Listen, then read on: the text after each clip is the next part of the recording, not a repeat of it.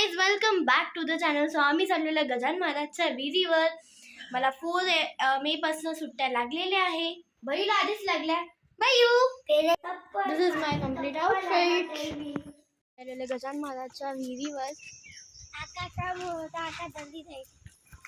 थांब रे, इकडे ये ना, गाडी काढू दे.